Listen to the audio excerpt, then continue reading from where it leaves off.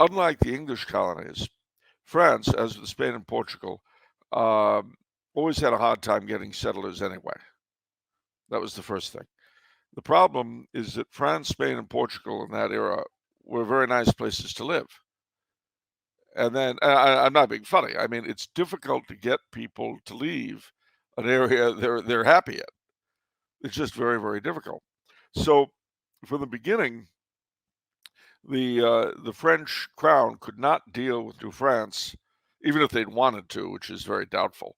They couldn't deal with it the way that the English colonies dealt with their Indians. It couldn't be done, and they didn't want to, because primarily New France was seen, unlike the West Indian colonies, as a place for fur trading. They were not going to get a lot of agricultural wealth. They weren't going to get gold. They weren't going to get silver. They found that out very quickly. So what do you have to make the place profitable? Furs. That's what you have. But the vast majority of settlers were not going to be, there were no mink farms, no beaver farms. You had to go out and get them. And the vast majority of French settlers were not going to be doing that either. Agriculture in New France, when they were able to get people over there, was not very rewarding. It was subsistence farming primarily. Now, it was so difficult to get settlers to come to Quebec that the king hit on a wonderful twofold scheme. The first was sending over a regiment of soldiers, the Carignan-Salieres, and offering them, if when they were demobilized 10 years later, if they stayed in Quebec, they could have property. But see, this property, as Kennedy pointed out, the Indians were not using it. They did not sit along the river farming. That was not their thing.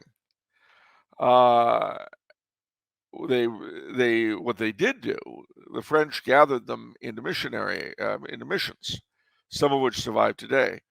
Saint Francois, Conawaga, a number of others like these. From the beginning, New France was dependent on its Indian allies, militarily and economically. And that created a very, very different mentality. Now, the other problem they had was the fact that it was difficult. It was hard to get men to come to Quebec. It was harder to get women. So what do? Well, it so happened that there was a sort of a network of royal orphanages all around France. And these, well, they were convents, royal convents, but they would take in foundlings, orphan girls, train them in the various means of civilized life, and they would then, when they left the convent, legally they would be daughters of the king, and they would leave with A, dowries, and B, the right to choose their own husband. So the king had a bright idea. I know, we'll send these ladies to the New World. And he did, to Quebec, to New Orleans, to Mobile.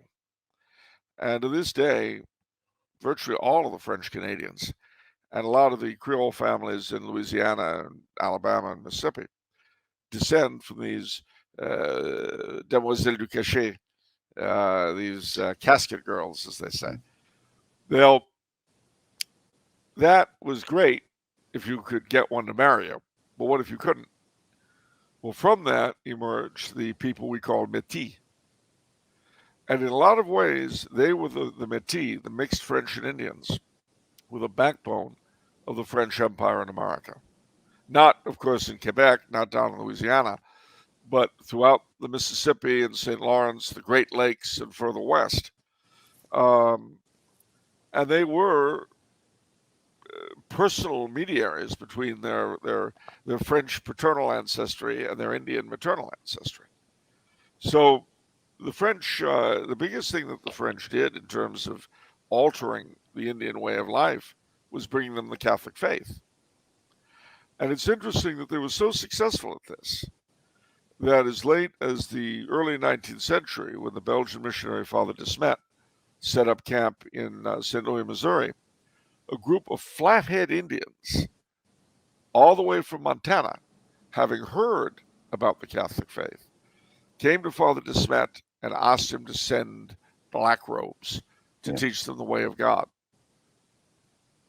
So, and really, the fall of New France, unfortunately, was predicated on the loss of our Indian allies, and that came about in a very strange way.